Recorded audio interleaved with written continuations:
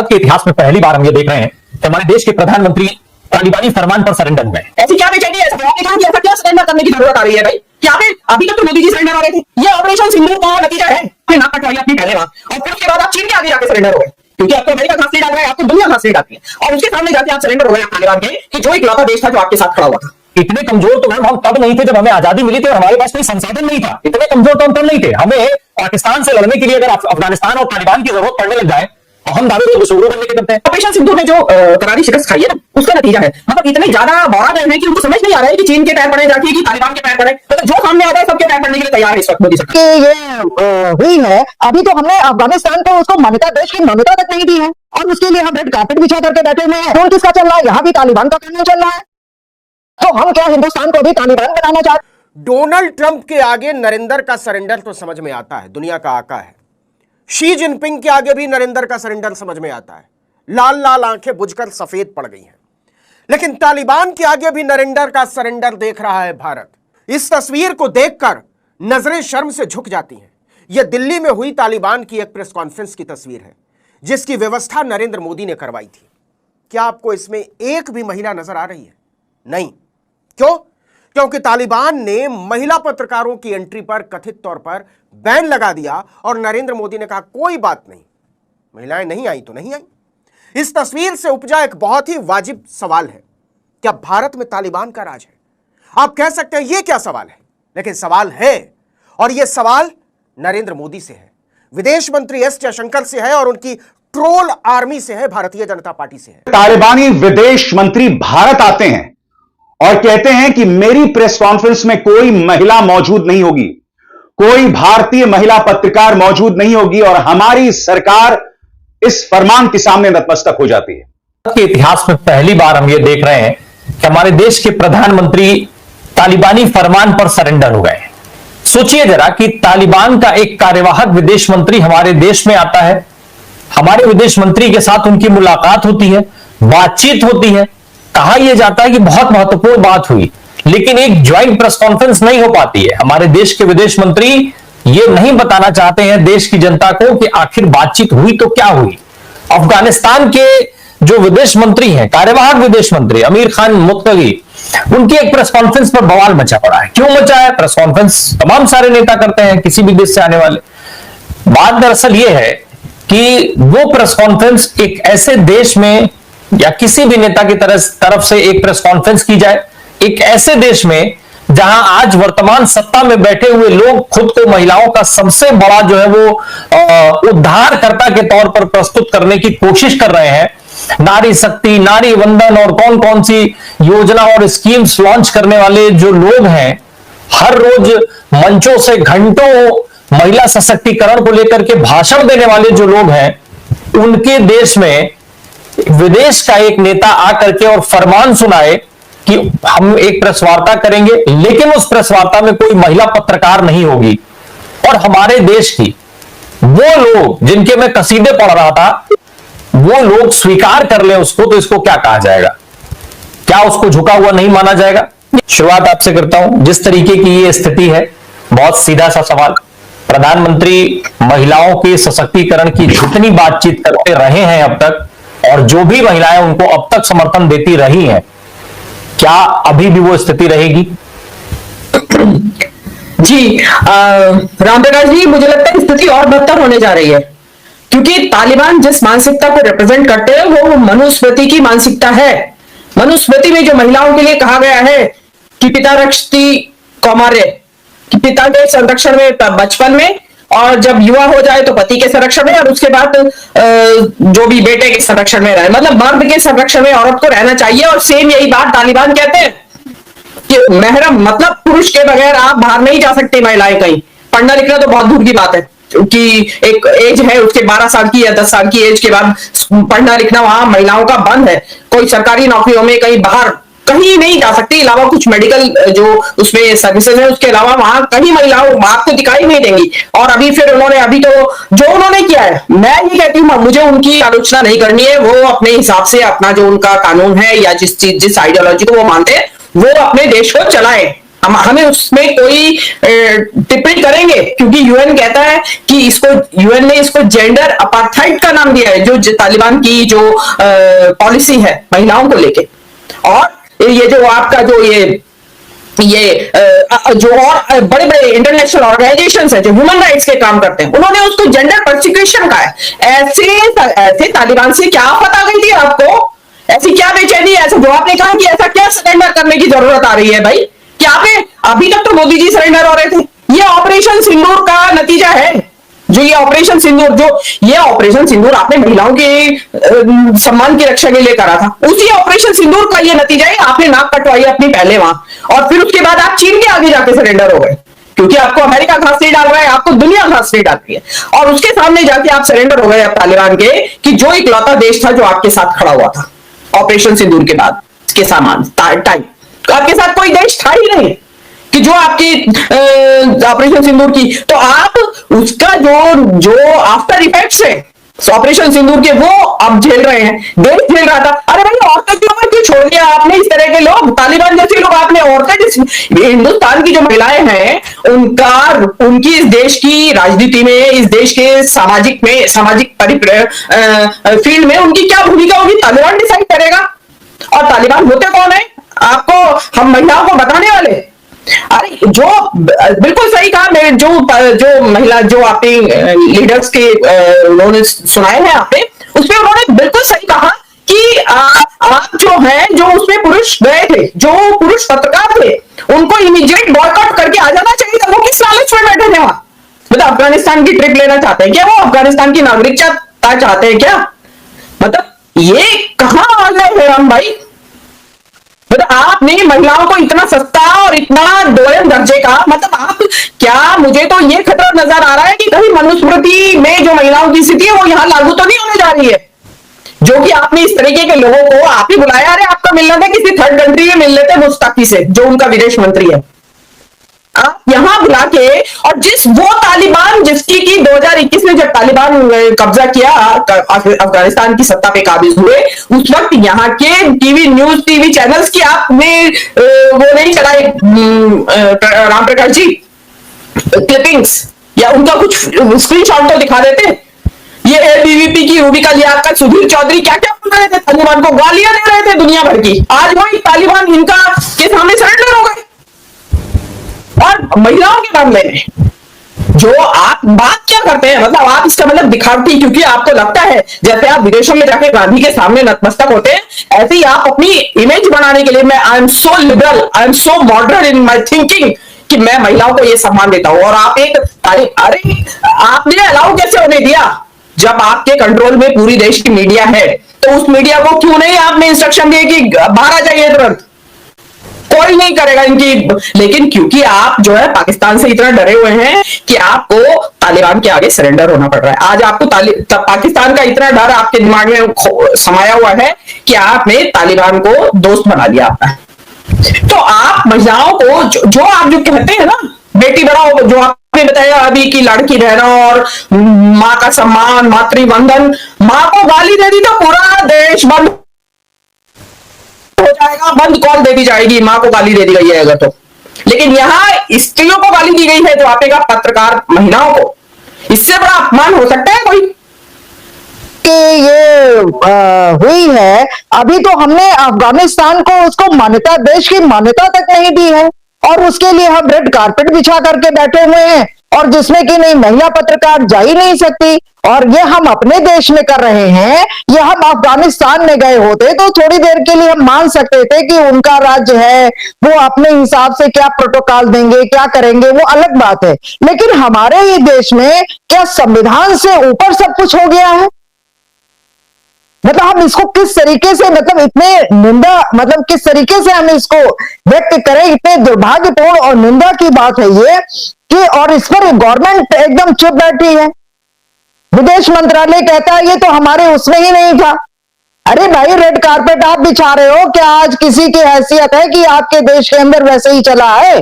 स्वागत तो आप कर रहे हो, बुला आप रहे हो, गेस्ट आप बना रहे हो, और देश को मान्यता तक नहीं है। और कानून किसका चल रहा है? यहां भी तालिबान का कानून चल रहा है। तो हम क्या हिंदुस्तान को अभी तालिबान बनाना चाहते हैं?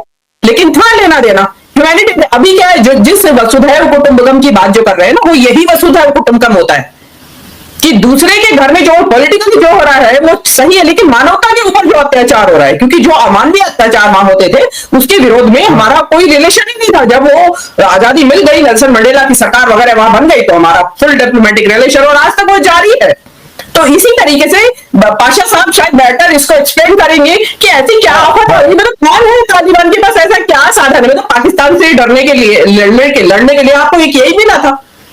अरे पाकिस्तान, ये तालिबान नहीं मिला था आपको कि और इतने कमजोर तो मैम हम तब नहीं थे जब हमें आजादी मिली थी और हमारे पास कोई संसाधन नहीं था। इतने कमजोर तो हम तब नहीं थे। हमें पाकिस्तान से लड़ने के लिए अगर अफगानिस्तान और तालिबान की जरूरत पड़ने लग जाए, और हम दावे रोज विश्वगुरु बनने के करते हैं।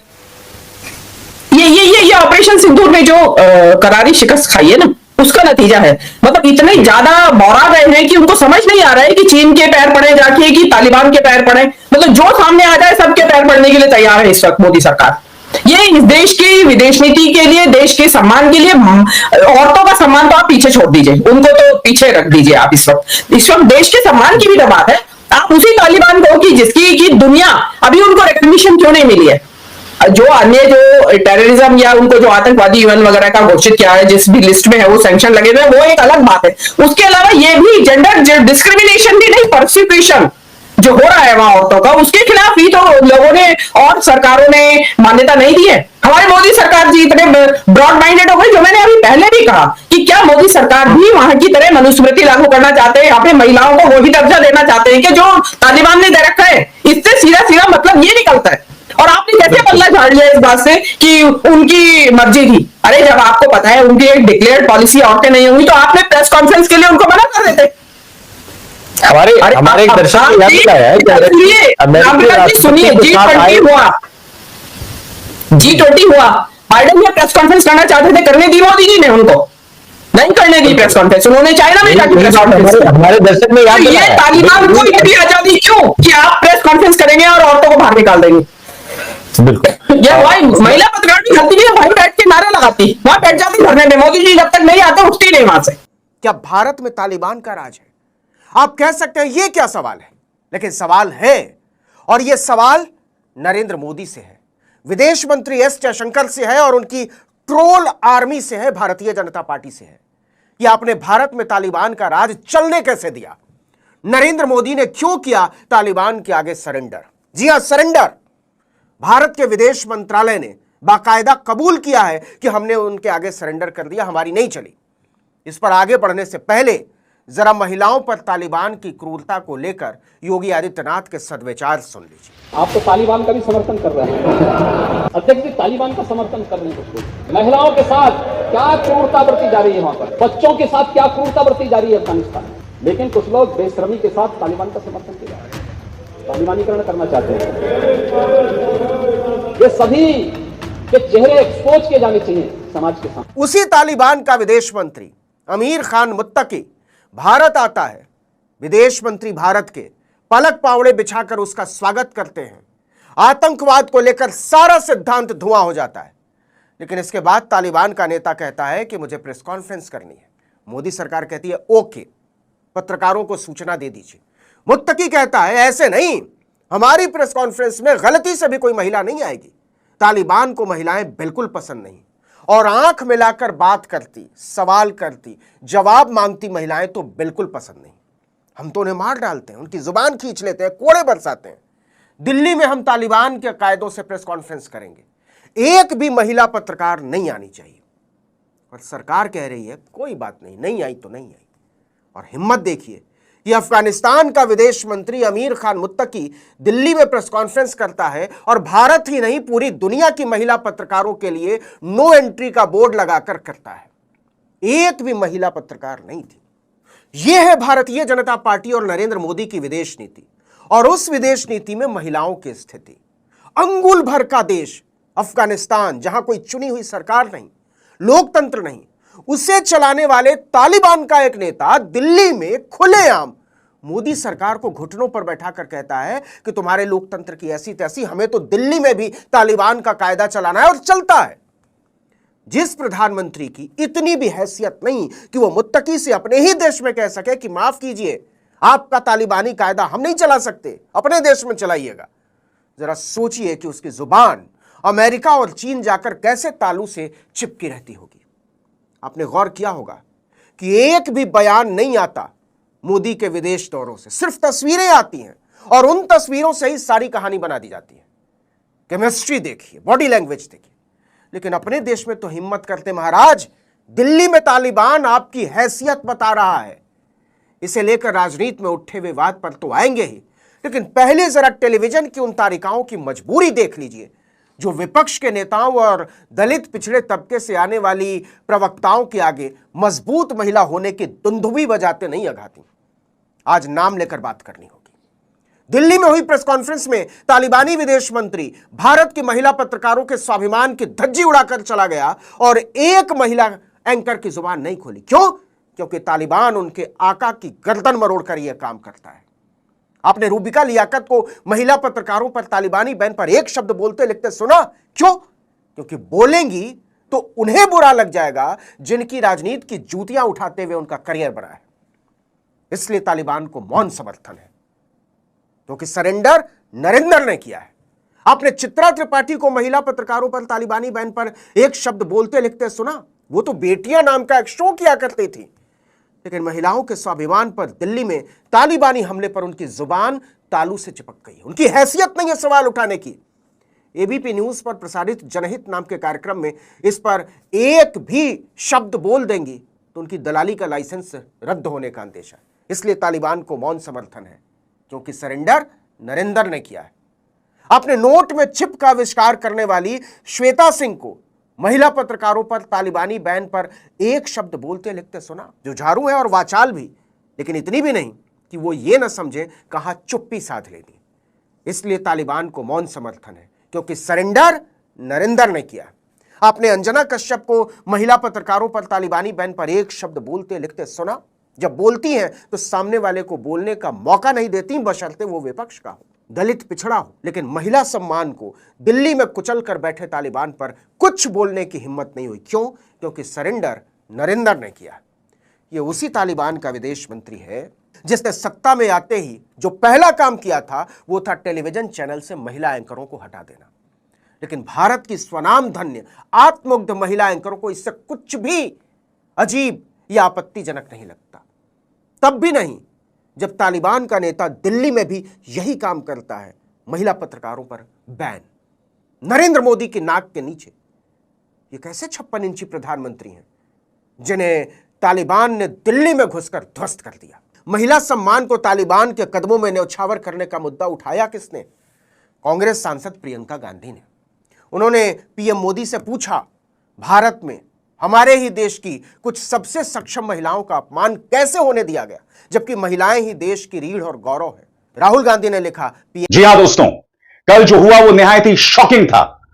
तालिबान के विदेश मंत्री भारत आते हैं और उनके प्रेस कॉन्फ्रेंस में एक भी महिला भारतीय पत्रकार को घुसने की इजाजत नहीं दी जाती। सबसे शॉकिंग दोस्तों, जो पुरुष भारतीय पत्रकार वहां जाते हैं, कायदे से उन्हें वॉकआउट करना चाहिए था, उन्हें बहिष्कार करना चाहिए था, क्योंकि भारतीय महिला पत्रकारों की बेइज्जती की है तालिबानी विदेश मंत्री ने। मगर नहीं, इनमें इतनी भी रीढ़ नहीं है कि वो उसके बारे में एक शब्द बोल सकें। कल जिस तरह से तालिबान ने भारतीय महिला पत्रकारों की बेइज्जती की, गोदी मीडिया में भी पूरी तरह से खामोशी बनी हुई है। मैं आपसे एक सवाल पूछना चाहता हूं दोस्तों, पाकिस्तान और भारत में फर्क है ना? अगर इस तरह का फरमान तालिबान पाकिस्तान में जाके देता है तो बात समझ आती है, मगर भारत एक लोकतंत्र है जहां पुरुष और महिला बराबर हैं, उनके अधिकार बराबर हैं। तालिबान आकर यह कैसे कह सकता है कि हमें क्या चाहिए और हमारे प्रेस कॉन्फ्रेंस में कौन मौजूद होगा? और सबसे बड़ी बात, भारत सरकार ने, विदेश मंत्रालय ने, बीजेपी सरकार ने इस बात की इजाजत दे दी। और जैसे मैंने बताया, जितने पुरुष पत्रकार थे, इनमें से किसी की हिम्मत नहीं हुई दोस्तों। 2014 से पहले ऐसा हो भी नहीं सकता था। तब पत्रकारों की रीढ़ हुआ करती थी। यहां इन पत्रकारों के कह दिया गया होगा विदेश मंत्रालय की तरफ से कि जो तालिबान कह रहा है उसे मान लो, ज्यादा होशियारी दिखाने की जरूरत नहीं है। चुपचाप ये कायर भारतीय पत्रकार जो हैं उस प्रेस कॉन्फ्रेंस का हिस्सा हो गए। बहरहाल मैं आपको यह भी बताना चाहता हूं कि भारत और तालिबान शासित अफगानिस्तान में अब संबंध सामान्य हो गए हैं। भारत एक बार फिर अपना दूतावास अफगानिस्तान में स्थापित करेगा। मैं सामरिक मुद्दों की बात नहीं कर रहा हूं दोस्तों, इसका स्वागत किया जाना चाहिए। इत्तेफाकन दोस्तों ये वही तालिबानी नेता हैं, याद कीजिएगा जब 1999 में हमारा IC-814 विमान अपचालित हुआ था, उसे बंधक बनाया गया था, उसे हाईजैक किया गया था, तब उसे अफगानिस्तान ले जाया गया था और इसी तालिबान की वजह से वो 5 खूंखार आतंकवादी पाकिस्तान को सुपुर्द कर दिए गए थे।